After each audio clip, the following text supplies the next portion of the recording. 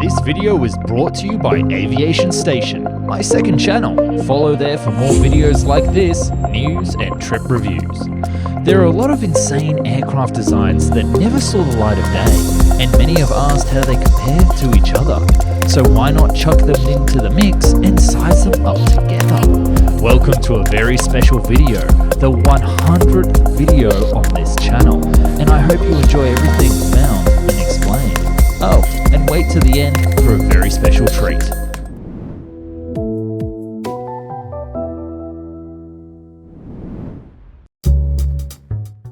We begin our tale with the smallest aircraft, the Bell X-22.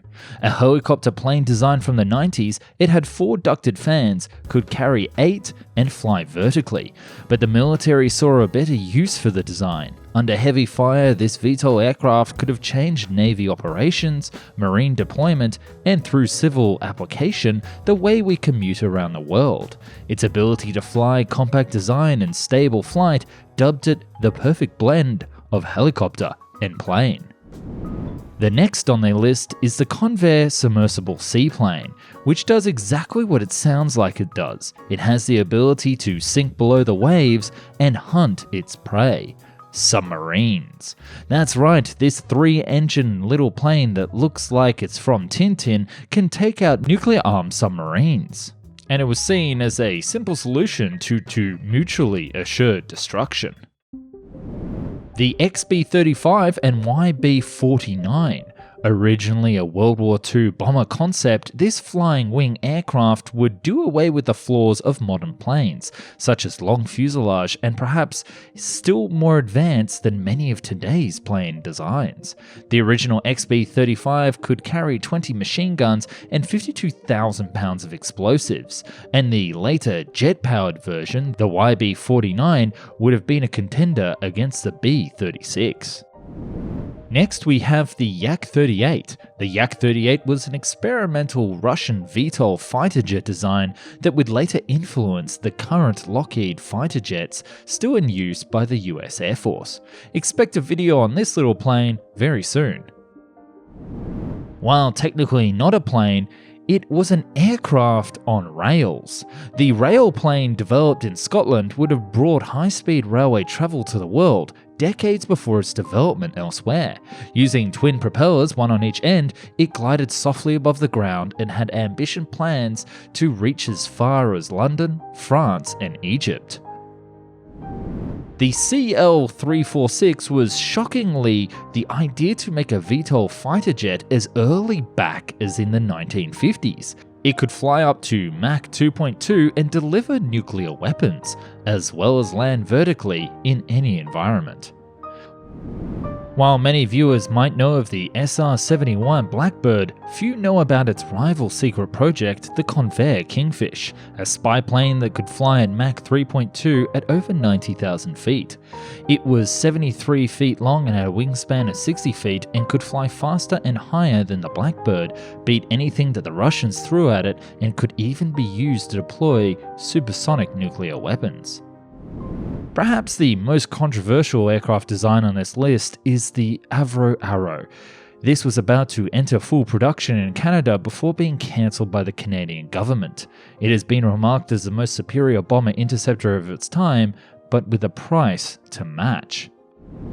From the creators of the A-10 Warthog comes the Fairchild Dornier. Seating 55 to 100 passengers, this German regional jet was the Airbus A220 of the 90s and was wider than the Embraer designs of the time.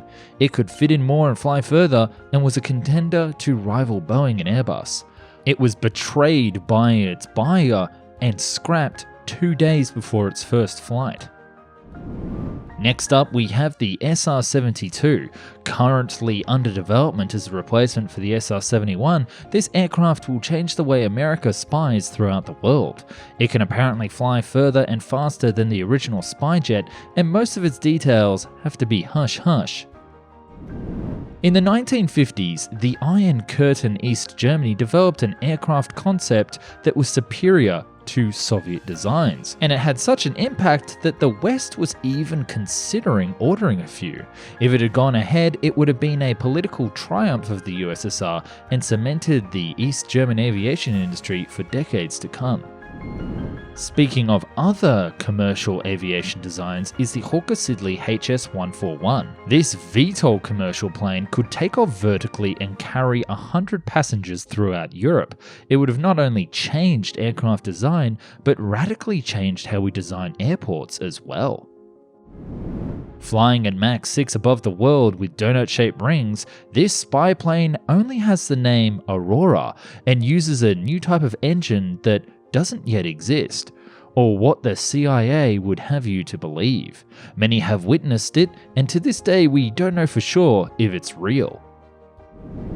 The Seamaster, a nuclear bomber that could land at any ocean and was the Navy's answer to the B-52. It was created to bridge the gap between covert operations and nuclear detonations until it was realized that missiles from submarines could do that role much better. The proposed Flying Dorito, or the TR-3B Black Manta, is a top-secret project that apparently doesn't exist and has been flying using anti-gravity technology. We only have rumors, but if such a plane did actually exist, you can bet that everyone would want to know all about it.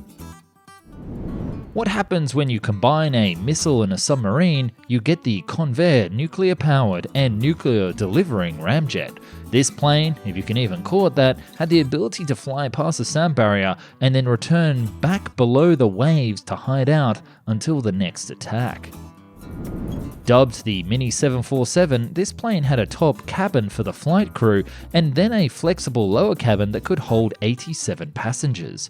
It would have been a game changer for regional aviation, and we can see that its cargo flexibility would have made it very interesting indeed.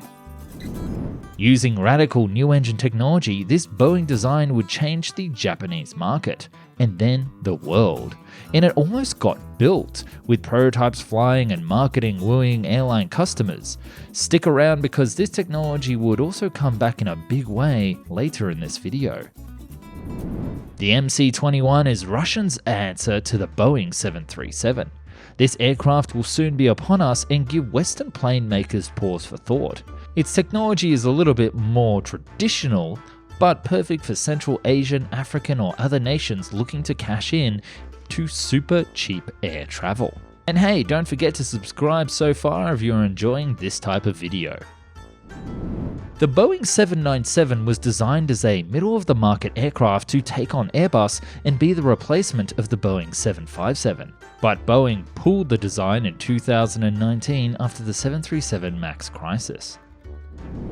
With 6 giant rotors, this Russian helicopter would have become the biggest helicopter ever designed. It was created to lift SAM missiles to remote parts of the forest to help shoot down American spy planes, and would actually go on to be a proposed platform as a helicarrier for the Yak-38. The forgotten Japanese 787-3 and the Airbus A350-800 were smaller equivalents of their current flagship designs that were created for high-density markets. The 787-3 turned into the -9 version of the Dreamliner, and the A350-800 would later become the A330neo. The Boeing 2707 was their version of the Concorde. It could carry 277 passengers and could fly further and faster than its European equivalent. But its technology was beyond the pocketbook of the United States, and it was scrapped before it ever reached prototype phase. The second choice in the supersonic arms race was the Lockheed L2000, a supersonic jet that was cheaper to build but not as technologically superior. Had it been built, likely America could have actually gotten this one to the market rather than the vaporware Boeing 2707. The Convair Model 37 was a design for a double-decker propeller plane near the end of World War II. Only a single military prototype was used during the Korean War, but engineers had long fantasized about a civil plane with its own 2 decks. I like to think that even though this project never went ahead, these same engineers would someday see the Airbus A380. The Boeing Sonic Cruiser was ushered in 2001 and was able to fly faster than conventional aircraft of the time. Seen as a opposite move to the Airbus A380 in the market, going faster rather than carrying more passengers, this plane would eventually evolve into the 787, losing its speed advantage but maintaining its more fuel-efficient ethos. Now, this project is one of the most scariest ever designs I've seen. A 747 that could not only carry one ICBM nuke inside of its fuselage, but 6, and then launch them from the air whilst in flight. This terrible weapon of war was thankfully never developed, but credit is where credit is due, as it shows off the power of the 747 platform. Speaking of power, we also need to consider the 747-500 prop fan version. A brief flirtation around the same time as the 7J7 was bringing the prop fan technology to the 747 design. It could fly further than most and was designed for flights between Sydney and London direct. Not to be caught out in the double-decker phase race, McDonnell Douglas designed their own double-decker A380 called the MD-12 just before the merger with Boeing. Its huge design was ahead of its time, but it would have gone the same way as the A380 and was a folly when the market was increasingly focused on smaller jets. Perhaps the MD-12 was a deck too far for McDonnell Douglas. The Boeing 747X double-decker was Boeing's version of the A380, and it could carry nearly 1,000 passengers. This plane would have extended the hump of the 747 to the rear of the aircraft. The future of large cargo transportation is in question with the retirement of the 747 and only a single AN225 in service. The world looks to Airbus and Boeing for potential large cargo designs for civil and military use. And this is what the hypercargo concept model is: a 6-engined, powerful plane for transporting the world's largest freight.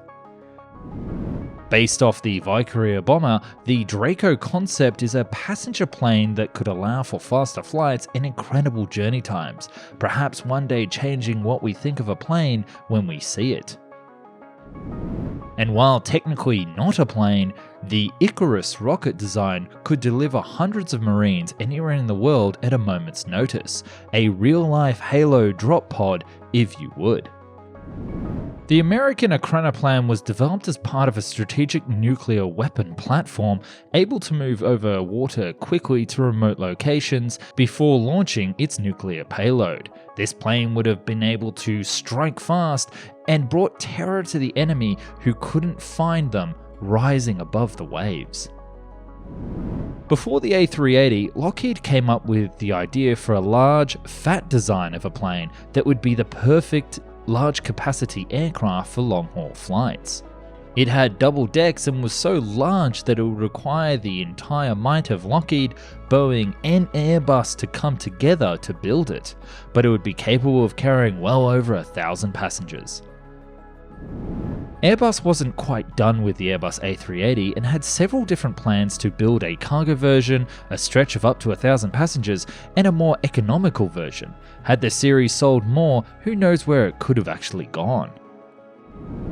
And believe it or not, there was also a plan to turn the C5 Galaxy into a passenger plane, and passengers would have been able to take their cars with them as cargo. Alas, we will only ever know the military version of this aircraft. A huge triple-deck monster plane, this concept was designed to see how many passengers we could fit on board a conventional aircraft. The answer, you will need to actually watch the video to find out. It had 3 levels of seating and 6 engines and would be used on routes such as New York to London. Speaking of New York to London, it was also realized that at cruise speed, planes would waste fuel. Why not drag them instead with a nuclear-powered tug plane? The Lockheed nuclear tug had a range of applications, and only technology at the time limited its concept. Part of the plan to build 80 solar power plants in orbit, the Starraker was a space plane that could do weekly trips into outer space. It was huge and had a carrying capacity to boot, and could have ushered in a new age of space exploration. A slight footnote here that NASA also designed a shuttle bus that could carry up to 70 to 80 astronauts on board to work on board these giant space stations. Not to be left out in the cold, Russia also came up with its own supermassive flying concept, the Tu-404 flying wing. It could carry thousands of passengers and had movie theaters, galleries, and restaurants and more. It was a flying monster plane, and seriously, go check out the video. Speaking of flying monsters, the Boeing Pelican was designed to solve the cargo problem and allow armies to be transported across oceans in a matter of hours, not months. It was so big that it could carry an entire army battalion at once and completely dwarfed many other aircraft on this list. In the 1970s, when the oil was cheap and in high demand, Boeing came up with the idea of a flying oil tanker to reach deep within Alaska and bring back the fruits of its labors. This colossal plane floated with a hydrogen fuel tank and would have had the second biggest wingspan ever designed. But none of these planes hold a candle for what comes next. Ah yes, the biggest plane never built. You knew that this would be the top of the list, and I thank you for waiting for it. The CL-1201 was a flying aircraft carrier built in the mind of a world where the entire US military could be projected at once. There was an Air Force version with jets under the wings, and an Army version that could carry more troops than you could count. There might have also been a stealth version built, but perhaps that's a story for a future video. Very special thanks to all of my Patreons who have come together to help support the channel and put this video that you're watching here together today.